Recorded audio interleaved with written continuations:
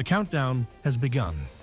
Donald Trump has issued a direct threat to Iran, setting a deadline tied to the reopening of the Strait of Hormuz. He warned of possible strikes on power plants and bridges, signaling not just pressure, but a potential pre-strike posture. Tuesday will be Power Plant Day and Bridge Day, all wrapped up in one in Iran. There will be nothing like it. Open the you crazy bastards, or you'll be living in hell. Just watch.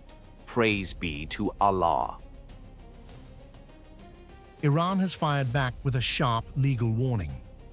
Kazem Gharibabadi has accused Trump of openly threatening war crimes, saying targeting civilian infrastructure violates international law.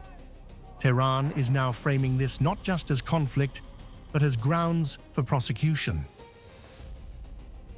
The President of the United States, as the highest official in his country, has publicly threatened to commit war crimes, an act that would incur his individual criminal responsibility before the International Criminal Court and any competent national court.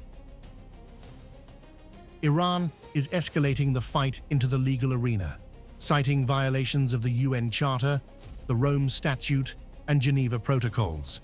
It argues even the threat of force against its territory constitutes aggression, marking a rare moment where a sitting US president is being framed as a war crime suspect. Threatening to attack power plants and bridges, civilian infrastructure, a war crime under Article 8, 2b of the Rome Statute of the International Criminal Court and the First Geneva Protocol of 1977, Article 52. But Tehran is not stopping at legal warnings. Invoking its right to self-defense, Iran says any aggression will trigger a decisive, immediate, and regretful response. It has warned that the consequences of any strike will not be contained within its borders, raising fears of wider escalation.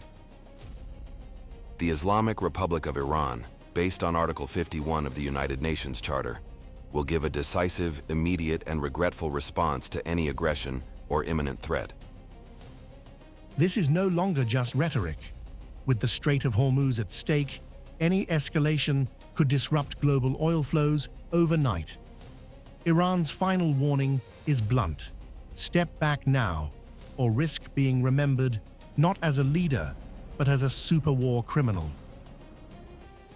It is recommended that the US president ceases to make these threats, the effects of which will not be limited to Iran, before his name is recorded in history as a super war criminal.